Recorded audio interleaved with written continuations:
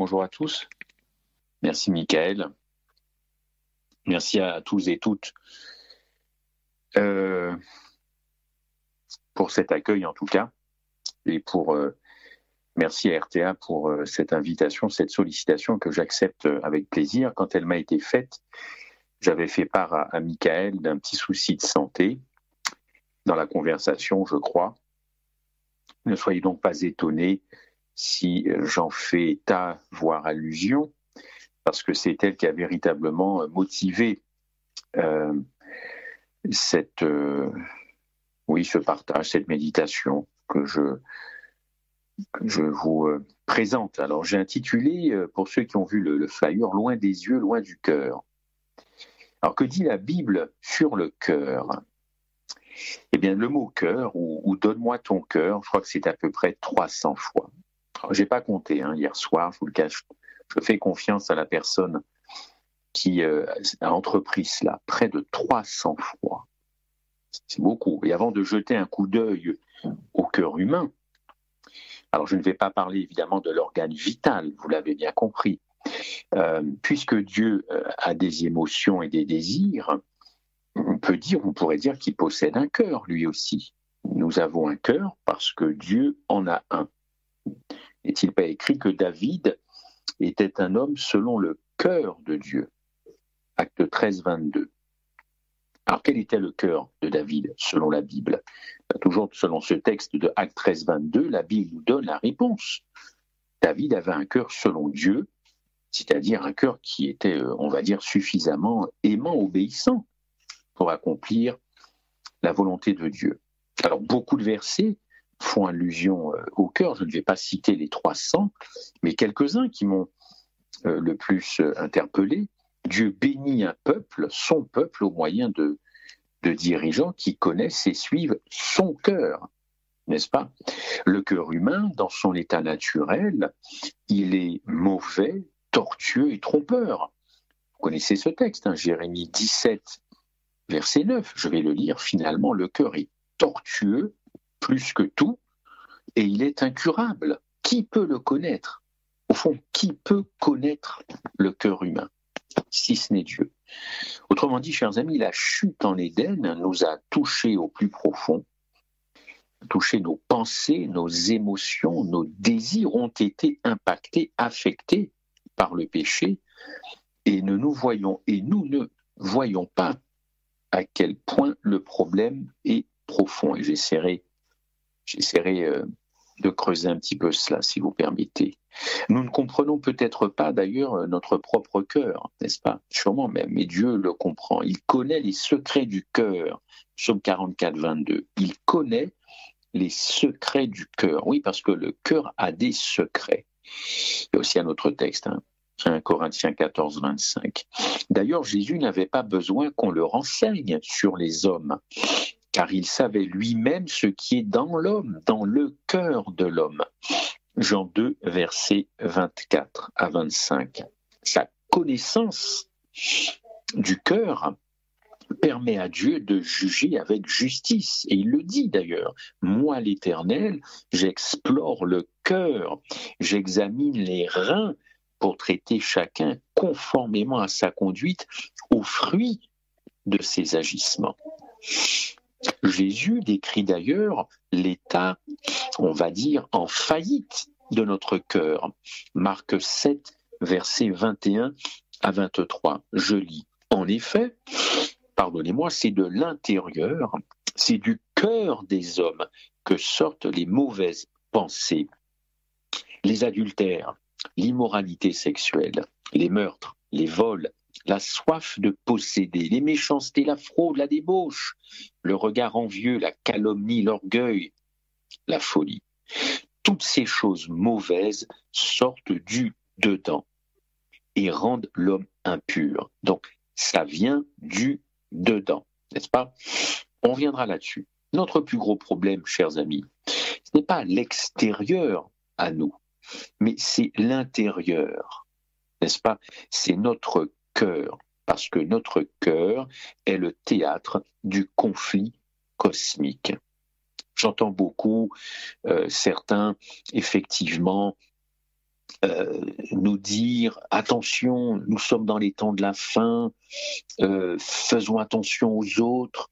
L'ennemi, c'est l'autre, l'ennemi, c'est le voisin, c'est le gouvernement, l'ennemi, c'est le vaccin, l'ennemi, c'est les gens qui travaillent avec moi, l'ennemi, c'est la pollution. Écoutez, notre premier ennemi, il vient de nous-mêmes, il est dans notre cœur. Pour qu'une personne puisse être sauvée, passer l'éternité avec Christ, son cœur doit être d'abord transformé. Ce qui n'est possible que par la puissance de Dieu, en réponse à la foi. Romains 10, verset 10, le texte est clair. En effet, c'est avec le cœur que l'on croit et on parvient à la justice. Non, mais est-ce qu'on a lu ce texte si beau? C'est avec le cœur, nous dit l'apôtre Paul. Et l'apôtre Paul, c'était le plus grand théologien du Nouveau Testament. Le plus grand théologien du Nouveau Testament. Et il parle du cœur. Et c'est avec le cœur que l'on croit et que l'on parvient à la justice. Dans sa grâce, Dieu peut créer un nouveau cœur en nous. Nous le savons, Psaume 51, Ézéchiel 36. D'ailleurs, il promet de redonner vie au cœur brisé. Ésaïe 57, j'entendais la prière de notre sœur qui parlait de gens qui étaient abîmés, cabossés par la vie, peut-être même sur le point de supprimer leur propre vie. Je suis là pour redonner vie au cœur brisé, nous dit l'Éternel. L'œuvre de Dieu de créer un nouveau cœur en nous implique d'éprouver nos cœurs. Psaume 17, verset 3, Deutéronome 8, verset 2, je vais peut-être lire le psaume 17, verset 3. Si vous avez vos Bibles, n'hésitez pas, évidemment, à suivre avec moi. Psaume 17, verset 3, lisons ce texte. 17, verset 3, je lis, « Si tu sondes mon cœur, si tu le visites la nuit, si tu m'éprouves, tu ne trouveras rien. Ma pensée n'est pas autre que ce qui sort de ma bouche. » N'est-ce pas? Et donc l'Éternel veut bien recréer ce cœur, transformer ce cœur pour remplir ce cœur bien de nouvelles idées, d'une nouvelle sagesse, de nouveaux désirs. Si je prends 2 Corinthiens 8, verset 16, le texte est très clair. 2 Corinthiens 8, verset 16, je le prends, sur justement ces nouveaux désirs. 2 Corinthiens 8, verset 16, je lis « Grâce ». J'espère ne pas me tromper, 2 Corinthiens 8, 16, est-ce que j'y suis? « Grâce soit rendue à Dieu de ce qu'il a mis dans le cœur de Tite, le même empressement, nouveau désir dans le cœur de Tite. » Nouveaux désirs, nouvelles aspirations. C'est l'œuvre de Dieu. Le cœur, vous l'avez compris, est au centre de notre être. Et la Bible attache, encore une fois, une grande importance à sa pureté. Oh, vous connaissez bien Proverbe 4, verset 23. « Garde ton cœur. » Écoutez, garde ton cœur, c'est pas garde ta tête, garde ton cœur plus que toute autre chose, car de lui jaillissent les sources de la vie. Alors, qu'est-ce qu'on peut dire sur ce court verset? Bien, écoutez, hors du cœur se trouvent tous les problèmes. Hors du cœur se trouvent tous les problèmes de la vie, c'est-à-dire les résultats, le fruit que nous portons dans nos existences. Par conséquent, le cœur est ce qu'il contient, détermine le fruit qui en sort. N'est-ce pas? Le cœur est tout ce qu'il contient, tout ce qu'il porte, tout ce qu'il supporte, déterminera les choses, le fruit qui sortira de ce cœur. Le fait que le Seigneur soit intéressé par nos cœurs est évident avec ces quelques versets, je pense que vous l'avez compris, c'est évident. Lorsque nous étudions aussi d'autres versets, d'autres parties de la parole de Dieu, notamment dans l'Ancien Testament, 1 Samuel 16, verset 7, nous pouvons lire « L'Éternel ne considère pas ce que l'homme considère, l'homme regarde à ce qui frappe les yeux, mais l'Éternel regarde au cœur. » C'est un verset dangereux. C'est un verset très dangereux selon moi. Eh bien parce que nous voulons toujours être dans le paraître, Or, l'Éternel, ce qui l'intéresse et ce qu'il voit, c'est ce que nous sommes, c'est-à-dire l'être, et pas le paraître. Or, nous vivons dans un monde, dans une société, dans une organisation où c'est notre œil qui, évidemment, claque uniquement sur le paraître. Ça n'intéresse pas Dieu, le paraître. J'ai même envie de vous dire que toutes les actions que nous pourrions faire pour être vues sans une motivation saine, une motivation qui viendrait de l'amour agapé, eh bien cette action ne vaudrait rien, quand bien même elle soulagerait les autres. Mais personnellement, cette action ne vaut rien auprès de Dieu. L'Éternel ne regarde pas ce qui frappe les yeux, mais il regarde au cœur de l'homme. Quelles sont les dispositions de son cœur? Quelles sont les motivations? Qu'est-ce qui l'a poussé à faire ça? La plupart d'entre nous, nous sommes prêts à accomplir, comme je vous disais, de nombreuses choses au nom de Dieu. Toutefois, Dieu souhaite simplement que nous lui donnions notre cœur. Donne-moi ton cœur. Il ne veut tout d'abord ni du fruit, ni de nos actes, mais il veut l'arbre qui génère le fruit. Or, aujourd'hui, qu'est-ce que nous sommes capables d'amener sur l'autel? Les fruits ou l'arbre? Mais je crois que c'est l'arbre, c'est même certain, c'est l'arbre que Dieu veut. Si l'arbre, notre cœur, lui est dévolu, alors le fruit qui sera produit sera bon et surtout à la gloire de Dieu, pas à notre gloire. Alors c'est vrai que le mot cœur, vous l'avez compris, est largement utilisé dans la Bible, et avec ces occurrences, quelqu'un a écrit qu'il y aurait au moins 876 occurrences du mot cœur dans la Bible. Alors oui, c'est vrai, toujours, pour vous faire état un petit peu de cet organe, oui, vital, mais vital aussi sur le plan spirituel. Matthieu 1, versets 33 à 35, nous dit, on dit que... Oui, excusez-moi, je crois qu'apparemment, il y a une petite coupure. Je ne sais pas à partir d'où cette coupure a eu lieu. Je veux juste vous faire continuer dans cette réflexion sur le cœur. Je vous dirai pourquoi, d'ailleurs, j'ai voulu m'attarder un petit peu sur ce cœur, mais je vous disais que y a quelqu'un qui a étudié cela et qui pense qu'il y a au moins 876 fois le mot cœur avec ses occurrences, et que dans Matthieu, il est question à nouveau de cet arbre. C'est peut-être à partir de là que la communication s'est coupée. Je terminais sur 1 Samuel 16, verset 7. « L'Éternel ne considère pas ce que l'homme considère, l'homme regarde à ce qui frappe les yeux, mais l'Éternel regarde au cœur. » Et encore une fois, nous sommes tout à fait capables d'accomplir des actes au nom de Dieu, mais ce que Dieu veut, ce ne sont pas le fruit, ce ne sont pas nos actes, mais l'arbre. Il y a d'autres textes dans la Bible qui parlent. Matthieu 12, 33, parle encore du cœur. C'est, encore une fois, c'est de l'abondance du cœur que la bouche parle. L'homme bon va tirer de bonnes choses de son trésor, l'homme mauvais va tirer de mauvaises choses de son trésor. Un autre texte, Matthieu 7, verset 16, vous les reconnaîtrez à leurs fruits. N'est-ce pas? On sait bien qu'un bon arbre ne peut porter de mauvais fruits, et inversement. On est bien d'accord. Chers amis,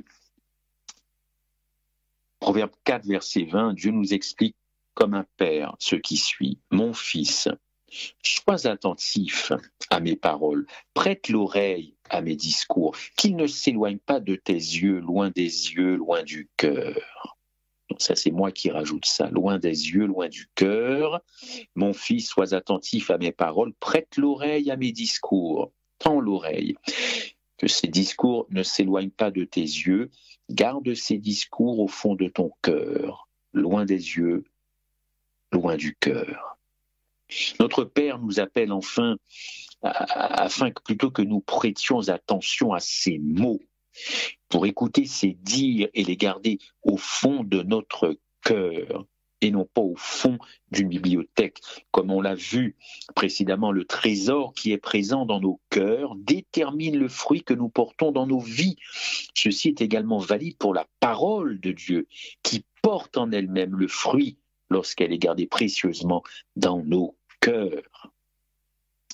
Autre proverbe, qu'il ne s'éloigne pas de tes yeux, garde-les dans le fond de ton cœur. C'est le même verset. Car c'est la vie pour ceux qui les trouvent, c'est la santé pour leur corps, n'est-ce pas? Christ l'a dit lui-même en Matthieu 4, verset 4. Vous connaissez bien ce verset. L'homme ne vivra pas de pain seulement, mais de toute parole qui sorte de la bouche de Dieu. C'est la parole de Dieu, chers amis, entendue et maintenue dans un cœur noble et bon qui donne de bons fruits. Une vie abondante, exactement d'ailleurs, comme le désir de Dieu en Jean 10, verset 10. Chers amis, Dieu regarde au cœur de l'homme et qu'est-ce qu'il voit en ces temps de la fin? Eh bien, écoutez, pas forcément de très bonnes choses, n'est-ce pas? Le fait que le Seigneur soit intéressé par nos cœurs est évident lorsque nous étudions également d'autres parties de la parole de Dieu. On l'a vu tout à l'heure avec 1 Samuel 16, verset 7, n'est-ce pas? Toujours la même chose, Dieu connaît notre cœur. En Luc 16, Jésus leur dit, vous cherchez à paraître juste, n'est-ce pas? Le paraître devant les hommes, mais Dieu connaît quoi? Dieu connaît votre cœur. Et je répète 1 Samuel 16, verset 7, l'Éternel ne considère pas ce que l'homme considère, l'homme regarde à ce qui frappe les yeux, mais l'Éternel regarde au cœur. Vous savez, le Seigneur est intéressé, vous l'avez compris, par le cœur. Il ne se soucie pas de notre apparence extérieure, c'est-à-dire de savoir si nous semblons bons ou si nous sommes pieux. Les pharisiens, ils étaient comme ça. C'était des gens pieux qui paraissaient pieux, mais au fond, quel fut le diagnostic de Jésus-Christ? En dehors, ils semblaient pieux, mais intérieurement, ils étaient vraiment des hypocrites. Dieu connaît nos cœurs. Mon fils, donne-moi ton cœur et que tes yeux se plaisent dans mes voies. Proverbe 23, verset 6. Mon fils, donne-moi ton cœur et que tes yeux se plaisent dans mes voies. La plupart d'entre nous, encore une fois, nous sommes prêts à faire beaucoup de choses, n'est-ce pas? Mais ça n'intéresse pas Dieu. Tout ce qu'il veut, c'est l'arbre, c'est le cœur, entièrement, entièrement. Je précise bien entièrement, Matthieu 22, verset 35, et l'un d'eux, docteur de la loi, lui posa cette question pour l'éprouver, mais maître, quel est le plus grand commandement de la loi? Très bien, Jésus lui répondit, tu aimeras le Seigneur ton Dieu de quoi? De toute ta tête, de tous tes reins, de tous tes pieds, non, de tout ton cœur. De tout ton cœur, pleinement, entièrement. Idem dans Deutéronome 10, verset 12. Maintenant, Israël, que demande de toi l'Éternel ton Dieu, si ce n'est que tu craignes l'Éternel ton Dieu, afin de marcher dans toutes ses voies, d'aimer et de servir l'Éternel ton Dieu de tout ton cœur. C'est terrible ça, n'est-ce pas? De tout ton cœur et de toute ton âme. Toujours dans Deutéronome, c'est de là aussi que tu chercheras l'Éternel ton Dieu et que tu le trouveras si tu le cherches de tout ton cœur et de toute ton âme. J'insiste, n'est-ce pas? Pareil dans Jérémie, si vous me cherchez de tout votre cœur. Vous avez à peu près la même chose dans Joël 2, verset 12. Maintenant encore, dit l'Éternel, revenez à moi de tout votre cœur, déchirez vos cœurs et non vos vêtements. Mais c'est fort ça. Déchirez vos cœurs. Évidemment, c'est à prendre au sens spirituel, au sens figuré. Déchirez vos cœurs. Vous savez, il y a peut-être une expression, peut-être maladroite, je vais quand même vous la donner, que j'entends parfois, surtout dans le vocabulaire sportif, quand il y a des compétitions. On dit d'un sportif ou d'une équipe, c'est se mettre minable. Je ne sais pas si vous avez déjà entendu ça, se mettre minable. C'est-à-dire, peut-être, hein, si j'ai bien compris, se faire tout petit, être humble pour pouvoir gagner contre l'adversaire, se faire minable, se faire petit, mais déchire ton cœur et non pas tes vêtements, et reviens à l'Éternel ton Dieu. Ça demande beaucoup d'humilité, n'est-ce pas? Et dans ces temps de la fin, je ne vois pas de cette humilité. Je vois beaucoup d'orgueil, beaucoup trop d'orgueil en cette fin. Je sais tout, je sais ce qu'il y a dans tout, je sais que tout va arriver. Je sais tout, je connais tout, j'ai tout compris. Moi, j'ai tout compris. Que d'orgueil! Comme si la fin des temps avait inoculé non pas le virus contre le Covid, mais inoculé le virus de la connaissance. Et ce virus, je sais tout, c'est moi qui vais te faire comprendre. Non mais attendez. Ah, Seigneur, maintenant encore dit l'Éternel, reviens à moi, déchire ton cœur et non pas tes vêtements, et reviens à l'Éternel, ton Dieu, car il est compatissant, miséricordieux, lent à la colère et riche en bonté. Proverbe 3, mon fils, n'oublie pas mes enseignements, et que ton cœur garde mes préceptes, car ils prolongeront les jours et les années de ta vie, et ils augmenteront ta paix. Un petit peu plus loin, confie-toi en l'Éternel de tout ton cœur, et surtout ne t'appuie pas sur ta sagesse. J'ai choisi au fond, ces passages, ainsi que leurs références et leurs occurrences, parce que vraiment, vous l'avez compris, Dieu désire tout notre cœur. Il souhaite que nous l'aimions. Dieu a besoin d'être aimé. Il a besoin de se sentir aimé. Moi, quand j'entends encore beaucoup de gens, c'est toujours Jésus m'aime. Oui, on a raison. Jésus m'aime, Dieu nous aime, Dieu est amour, Jésus m'aime. Mais j'ai l'impression que c'est que dans un seul sens. Dieu a besoin de se sentir aimé par ceux qu'il aime. Évidemment, il souhaite que nous l'aimions. Il souhaite que nous le recherchions, que nous le servions, que nous le fassions confiance, que nous le fassions plaisir.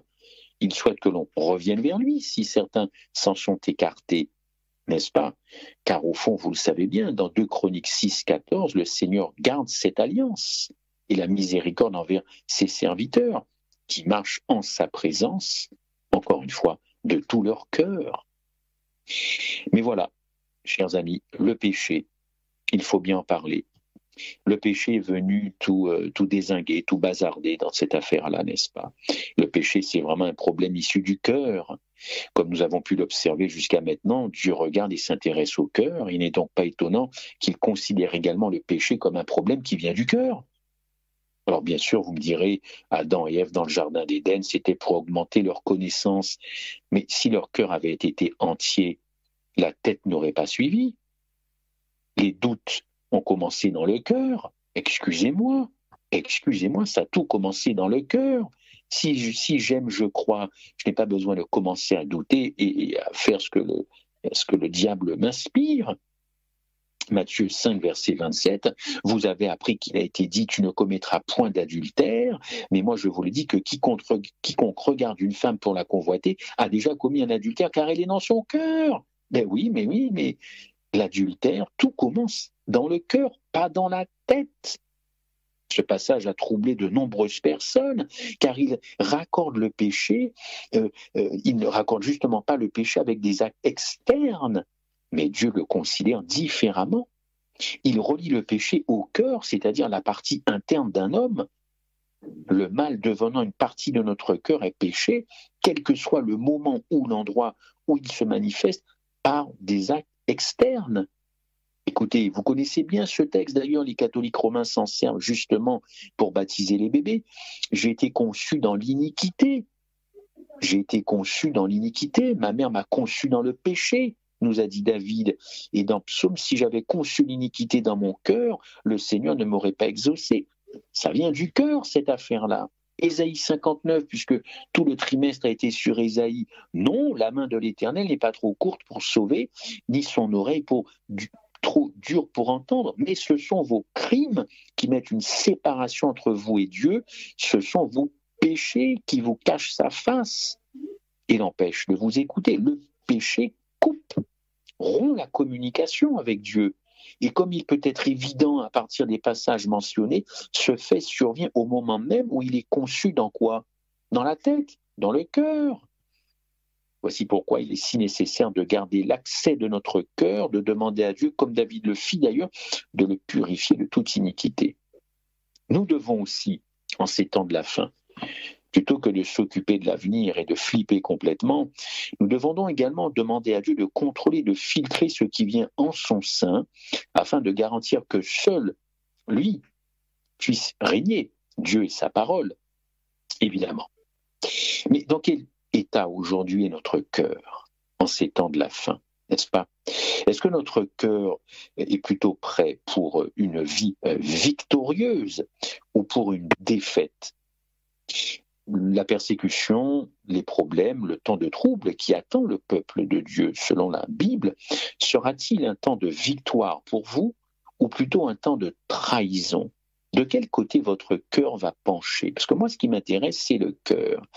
Et je vais vous dire pourquoi le cœur m'intéresse maintenant. Enfin, c'est parce que moi, mon cœur a failli lâcher il y a 3 mois.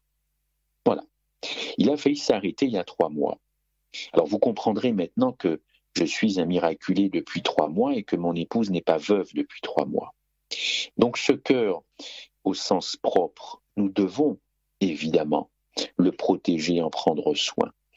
Et évidemment sur un plan spirituel, eh bien là aussi c'est tout à fait important. Donc ce cœur, mon cœur, j'en suis où dans ces temps de la fin, n'est-ce pas? Il en est où votre cœur? Encore une fois, est-il prêt pour la victoire ou est-il prêt pour la défaite? Vous savez, une grande majorité de chrétiens, on ne va pas se mentir, ils vont abandonner Jésus-Christ. Cette grande majorité va abandonner Jésus-Christ à la fin. Car ils auront quoi? Ils auront peur dans leur cœur. Ils se sentiront en totale insécurité. Ce sera la crainte, ce sera l'angoisse qui va s'emparer d'eux. Et je ne raconte pas d'histoire, je me fonde sur Luc 21-25 que je vais lire. Il y aura des signes dans le soleil et dans la lune, et dans les étoiles, et sur la terre. Qu'est-ce qui se passera? Luc le dit, il y aura de l'angoisse chez les nations qui ne sauront que faire au bruit de la mer et des flots. Les hommes rendant l'âme de terreur. Attendez, rendant l'âme de terreur, c'est quand même pas moi qui est en train de plomber votre sabbat. Les hommes vont rendre l'âme de terreur dans l'attente de ce qui surviendra pour la terre, car les puissances des cieux seront ébranlées. Chers amis, ne présupposons pas notre force spirituelle en ces temps de la fin. Que celui qui pense être debout fasse très attention à ce qu'il ne tombe pas. Celui qui est tombé, il a des chances de se relever. Celui qui croit qu'il peut rester debout, il va justement tomber. Et ce n'est pas une tonne de pierres qui vont le faire tomber, c'est un tout petit caillou, comme ceux que David a utilisés face à Goliath. Des petits cailloux. Ça en fera tomber plus d'un. Pourquoi? Le cœur. Le cœur a peur. Et ce Covid, finalement, n'a fait que révéler l'état du cœur des chrétiens, et notamment des adventistes du 7e jour. Selon moi, ne vous vexez pas, je vous aime. Je veux simplement comprendre pourquoi les églises sont toujours vides alors que toutes les précautions sont prises. J'essaie juste de comprendre pourquoi autour de moi il se passe tout un tas de défections, tout un tas de problèmes de foi, au sens figuré, peut-être au sens propre, je n'en sais rien, je ne vis pas avec la personne. Mais qu'est-ce qui se passe? Qu'est-ce que ce Covid n'a fait, si ce n'est que de révéler une trouille pas possible de l'avenir, du vaccin, du virus, du variant, du survariant, du négatif variant, du positif. Une trouille, une angoisse incroyable, incroyable. Satan voit ce que ce Covid-19 produit comme anxiété, comme angoisse chez certains chrétiens. Il doit se dire que ces chrétiens ne pèseront pas lourd quand surviendront des événements beaucoup plus terribles. Luc 21, les puissances des cieux seront ébranlées. Est-ce que vous pensez que Satan va nous faire passer un gentil petit quart d'heure?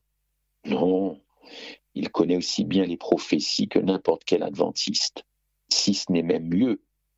C'est le roi de la prophétie. Il sait tout ce qui va se passer dans les moindres détails, n'est-ce pas? Son heure est comptée. Alors, il a bien étudié cette affaire-là, n'est-ce pas? On observe, c'est vrai, dans la Bible, des personnes qui ont eu peur. Et je ne nie pas que la peur, c'est un sentiment et presque même naturel. D'ailleurs, il est parfois bon d'avoir peur n'est-ce pas? C'est une réaction comme une réaction d'autodéfense, mais ce n'est quand même pas la peur qui doit avoir le dernier mot. Ce n'est quand même pas la peur qui doit avoir le dernier mot dans ma vie de croyant. Alors oui, c'est vrai, il y a des personnages qui ont eu peur, à commencer par Adam. Sitôt après avoir péché, il se vit nu et quoi? Il eut peur du son de la voix. Quand il entendit Dieu, il eut peur. Sentiment naturel, mais encore une fois, c'est la foi qui doit triompher, n'est-ce pas? Mais cette foi, elle doit se nourrir. Se nourrir de quoi? Loin des yeux, loin du cœur. Que vaudrait un peuple d'espérance, je vous pose la question, qui a peur de l'avenir? Si nous avons peur de l'avenir, si cette peur nous paralyse, mais nous sommes disqualifiés pour prêcher l'espérance, il faudrait que Dieu trouve un autre peuple. Un peuple qui n'a pas peur, et là au moins c'est crédible. Évidemment, si notre foi ne fait pas confiance, et la foi d'ailleurs ce n'est pas seulement avoir confiance en Dieu, alors nous ne sommes pas les mieux encore une fois placés pour prêcher l'évangile. Il y a dans la Bible beaucoup de passages où il y a des murmures, des plaintes contre Dieu, n'est-ce pas? Elles sont lancées contre Dieu, mais à commencer par le peuple d'Israël. D'ailleurs en Exode 14-15, Dieu dit mais pourquoi s'écrie? Pourquoi s'écrie? Mais pourquoi s'écrie? Je pense aussi comme ça à Élie dans le désert, qui demande carrément à ce que Dieu le supprime, ou à Job dans tous ses problèmes. Et devant Pilate, il y a des disciples qui ne sont même pas là. Et celui qui reste, il va trahir, il va renier 3 fois. Ce Pierre, n'est-ce pas, que j'aime bien étudier. J'ai étudié le caractère des 12 disciples, j'ai essayé d'en faire part à mes frères et sœurs. Ce Pierre qui bombait le torse, n'est-ce pas? Mais non, mais tu n'iras pas à la mort. Mais non, tu n'iras pas à Golgotha. Mais non. Mais si, tu as renié. Tu as renié, mon ami. Tu as été lâche au moment même où le Christ avait besoin de toi devant Pilate. J'imagine Jésus jetant un regard sur cette foule, détectant Pilate qui commence à tracer, à esquiver et dire non, je connais pas. Je ne connais pas devant Pilate. Il y avait des disciples qui ne sont pas là, je le répète. Pierre a trahi à Gethsémani, chers frères et sœurs, chers amis sur RTA. Le texte ne nous dit pas que tous l'abandonnèrent. Tous l'abandonnèrent, nous dit la Bible, au moment même où Jésus avait le plus besoin de ses amis. Et je vous passe même pas le détail qui dormait. Marc 14. Votre cœur est-il prêt pour la victoire ou pour le temps de la trahison? À Golgotha, le summum, pas grand monde. Pas grand monde à Gethsémani, pas grand monde devant Pilate. Personne à Golgotha si ce n'est Jean, puisque Jésus confie sa mère à Jean. Ils sont où les disciples? Ils sont où les chrétiens à Golgotha? Nous adventistes, nous avons tout annoncé.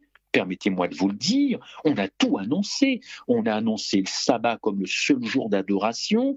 On a annoncé les 10 commandements comme étant toujours de vigueur. Donc cette loi perdure. On a annoncé la fin des prophéties, la fin du monde avec les prophéties. Nous sommes d'ailleurs les champions du monde de la prophétie. Il n'y a qu'à regarder tous les programmes vidéo, Zoom et compagnie sur les prophéties. On a annoncé la santé avec la réforme sanitaire. On en est où? En 2021, on en est où? Et moi, je pose cette question dans toutes ces annonces, toutes ces études bibliques qui sont données depuis des lustres et des décennies. Le cœur du chrétien, est-il amoureux?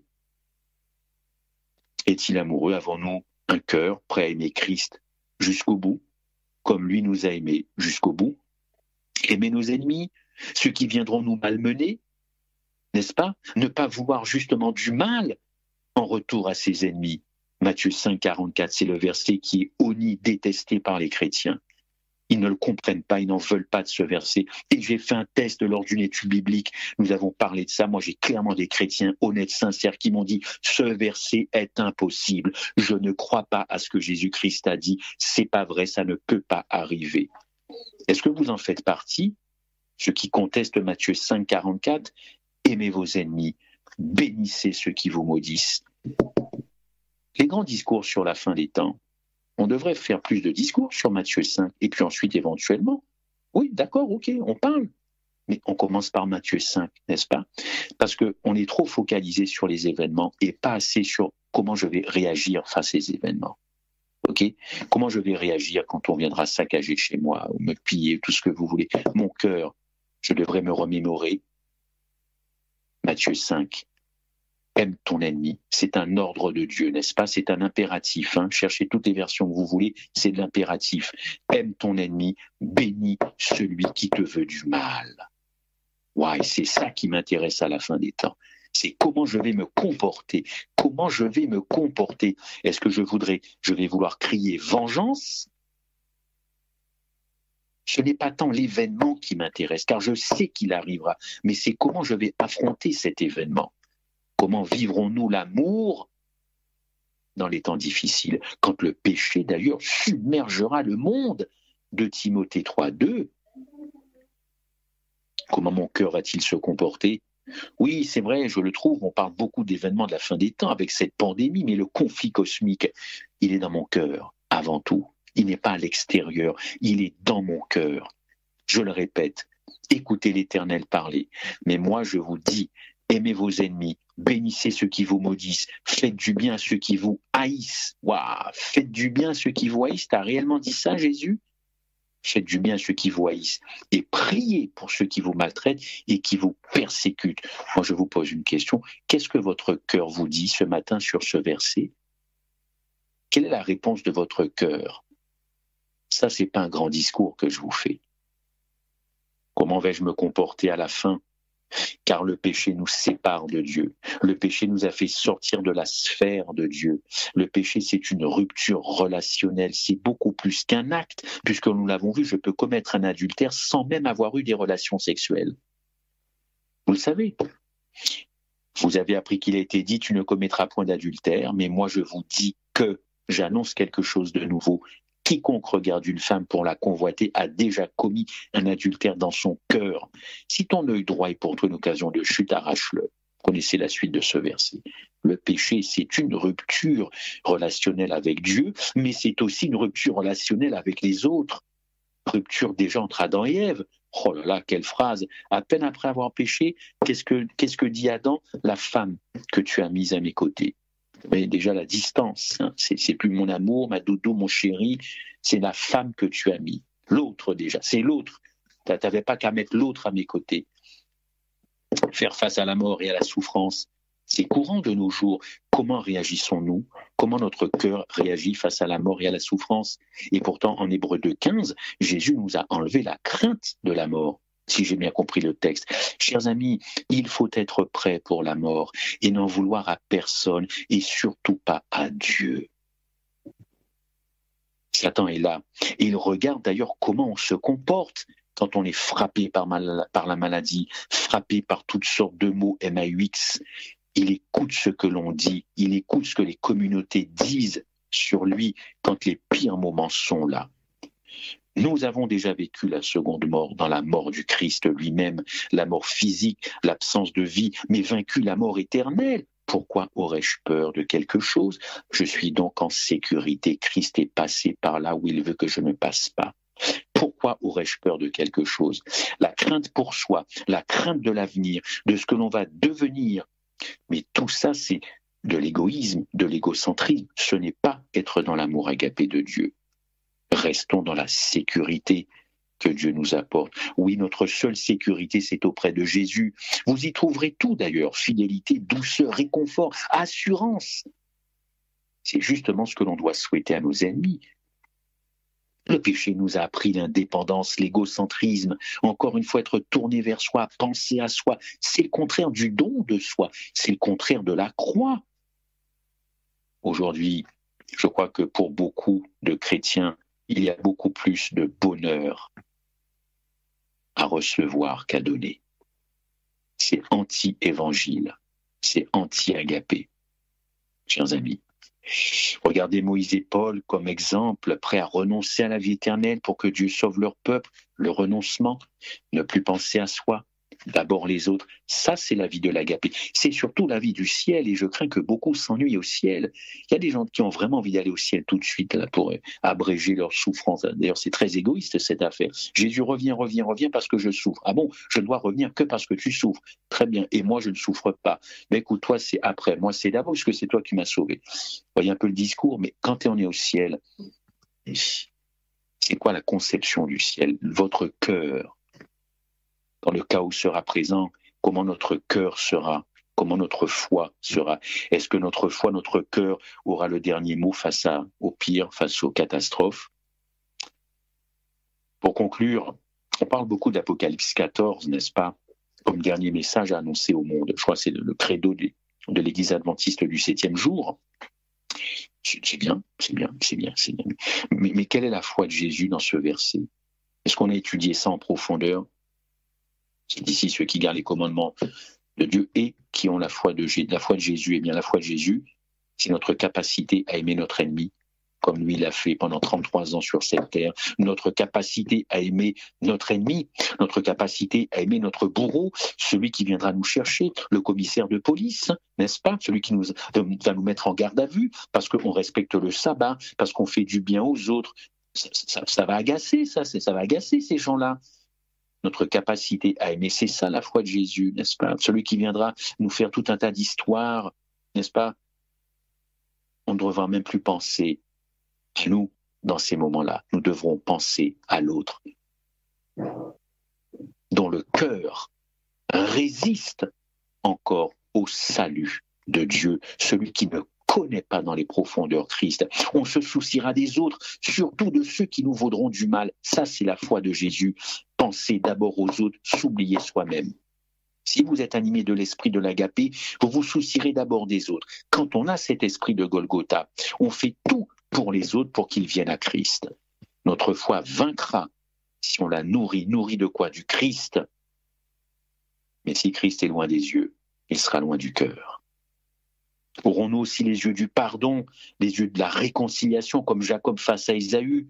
Celui qui ne pardonne pas, la Bible dit qu'il n'a pas connu Dieu. Quel est notre cœur face au pardon, face à la réconciliation en ces temps de la fin? Moi, je m'intéresse d'abord à ça, à ce qui se passe dans mon cœur, plutôt que de savoir s'il y a dans l'aiguille une puce, s'il y a une puce dans le vaccin, si le vaccin... Mon cœur devant Golgotha. Ça, c'est le sujet de la fin des temps. Alors, justement, pour ne pas donner raison à ce dicton « loin des yeux, loin du cœur », il faut une réappropriation du sacrifice du Christ crucifié et ressuscité. Petite confidence, depuis ce qui m'est arrivé il y a 3 mois, un infarctus du myocarde, opéré d'urgence. Les médecins savent ce qui s'est passé, mais ne savent pas pourquoi ça s'est passé. Je peux vous assurer que sur ce lit d'hôpital, et je le dis, l'Éternel est témoin, j'ai ressenti une confiance comme probablement je n'ai jamais ressenti une confiance auprès de Dieu. Est-ce qu'il a fallu que je passe par là? Oui. Est-ce qu'il a fallu que je passe par là pour témoigner? Oui. Parce que pendant 72 heures, l'Éternel a oxygéné mon cœur. Car entre l'opération et le début de mes douleurs à la poitrine, j'ai trop tardé. 3 jours, j'ai attendu. Et la seule personne qui a porté ce cœur, qui l'a oxygéné au niveau du sang, ce n'est que Dieu qui a pu faire cela. Alors, quand j'ai reçu la visite des cardiologues, des médecins, tout ce que vous voulez, je n'ai pas pu résister à leur parler de Dieu. Je ne suis pas le seul, je ne serai jamais le dernier, je l'espère. Je leur ai laissé, évidemment, des livres, des petits livres, évidemment. Mais je dois le dire, prenez soin physiquement de votre cœur par une bonne et saine alimentation, par de l'exercice physique. Prenez soin de cet organe vital qui fait quelques kilos, mais qui supporte tant de kilos. Mais surtout, ce cœur spirituel, donnons-le davantage en cette fin des temps, plutôt que d'être angoissé par tout un tas de choses, angoissé par nous-mêmes. par tous ceux qui envoient des choses et qui nous angoissent, par tous ces chiffres. Nous devons nous recentrer, de nouvelles priorités en ces temps de la fin, se réapproprier le sacrifice du Christ pour une meilleure appréciation de ce qu'il a fait. Oh, chers amis, c'est ce que je vous souhaite. Que Dieu vous garde. Au nom de Jésus-Christ. Amen.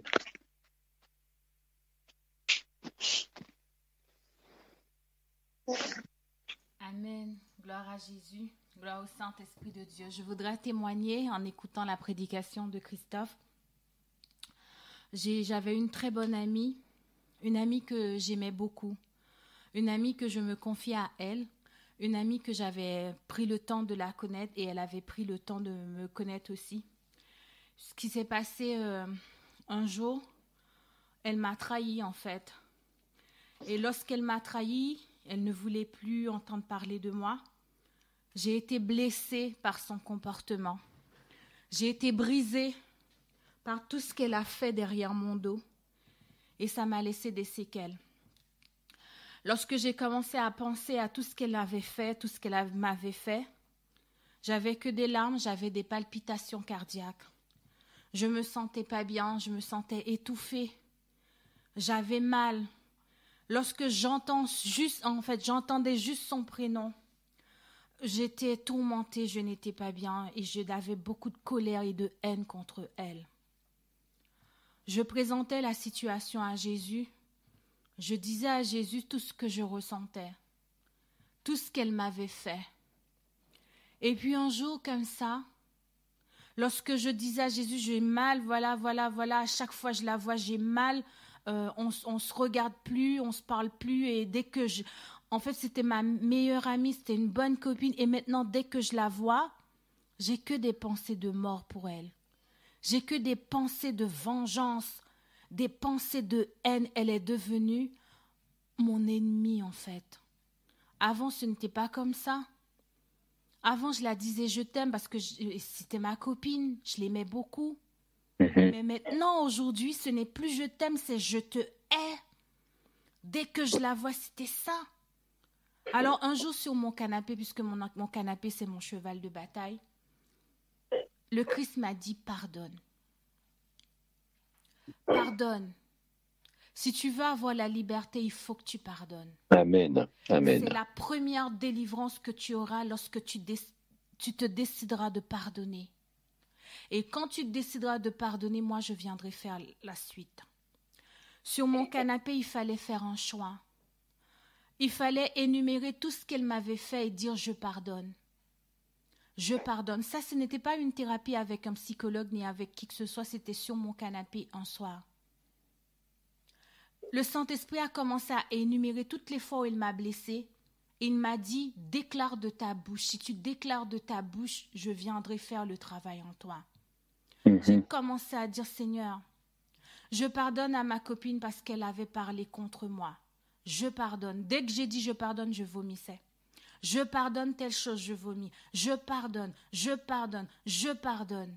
Quand j'ai fini de déclarer de ma bouche que j'avais pardonné à cette copine, le Seigneur a mis dans ma tête « maintenant tu vas réclamer le don d'amour pour elle. » J'ai dit « Seigneur, ça, je ne peux pas l'aimer, mais toi, tu peux me donner le don d'amour pour elle, spécialement pour elle, pour ce qu'elle m'a fait. Alors je réclame le don d'amour que tu as, car le fruit de l'esprit est l'amour. Je réclame l'amour. Quand j'ai fini de dire que je réclame l'amour, je n'ai rien senti. 2 jours après, le Seigneur m'a dit, continue à réclamer de l'amour. Je réclame l'amour pour elle. 3 jours, pendant 1 mois, je réclamais l'amour, l'amour, l'amour. Seigneur, donne-moi l'amour agapé pour elle, pour ce qu'elle m'a fait. Donne-moi de l'amour, Seigneur. Et un soir, après 1 mois de prière comme ça, alors que j'étais encore assise sur mon canapé, lorsque j'ouvrais la bouche, j'ai dit, Seigneur, je réclame l'amour pour elle et je la reçois maintenant. Et je reçois l'amour au nom de Jésus. Je reçois cet amour. Auditeurs, auditrices de la radio Toison, vous pouvez pas me croire, mais c'est votre problème, mais moi je l'ai vécu, je le raconte comme ça. J'ai senti il y a quelque chose qui s'est passé dans mon cœur. J'ai senti comme si il y avait le poids, l'oppression qui était dans mon âme. Mon âme est libérée. J'ai senti quelque chose a été déposé sur mon corps et mon âme. Et quand j'ai senti cette chose-là, j'ai commencé à hurler. Ah, je reçois l'amour. Ah, je l'aime, Seigneur. J'ai pleuré. À 22h, j'ai pris mon téléphone. J'appelle la copine. Je te demande pardon. Je t'aime, je t'aime, je t'aime. Depuis ce jour-là, la haine est partie dans mon cœur. La vengeance est partie. Toutes les choses mauvaises que j'avais contre cette copine sont parties. Et aujourd'hui, même si elle me fait des coups bas, c'est comme si ça me fait rien, absolument rien, pour rien du tout. La seule chose que je ressens aujourd'hui, c'est de dire, mais Seigneur, elle a besoin d'être visitée par toi. Elle a juste besoin d'être visitée par toi et je prie pour elle. Je n'ai plus la haine, plus rien du tout dans mon âme. Alors aujourd'hui, la prédication de Christophe m'a donné cet élan de pouvoir témoigner que c'est possible. Bien sûr. On réclame l'amour de Dieu. Et Michael, si tu permets, si vous regardez bien, auditeurs de RTA, si vous lisez bien Apocalypse 2, vous connaissez bien, n'est-ce pas, cette lettre aux 7 églises. Je vous le rappelle très rapidement, verset 2. Et appropriez-vous cela. Mettez votre nom à la place de mes mots. Je connais tes œuvres. Je connais ton travail. C'est louable ce que nous dit Dieu, n'est-ce pas? Et je connais ta persévérance. Dieu va me dire, je sais que tu ne peux pas supporter les méchants. Dieu s'adresse à tous ces gens qui ne supportent pas le mal et le monde. Je sais que tu as éprouvé ceux qui se disent apôtres et qui ne le sont pas. Et je sais que tu as la persévérance. Vous voyez, toujours ça, c'est beau tout ça. On pourrait se retrouver dans ce que dit Dieu. Mais c'est moi, Dieu parle de moi. Je sais que tu as souffert à cause de mon nom. Ah, mais n'ai-je pas perdu mon travail à cause du sabbat, Seigneur? N'ai-je pas dû divorcer parce que la femme qui était avec moi n'est pas adventiste? Moi, je sais que tu es persévérant. Je sais que, verset 4, mais ce que j'ai contre toi, c'est que tu as abandonné ton premier amour. Je crois que c'est clair comme message. Amen. Nous allons faire la dernière prière avec Christophe. Oh, notre Dieu, notre Père, notre Dieu, notre Père qui est aux cieux, que ce cantique réjouisse les armées célestes.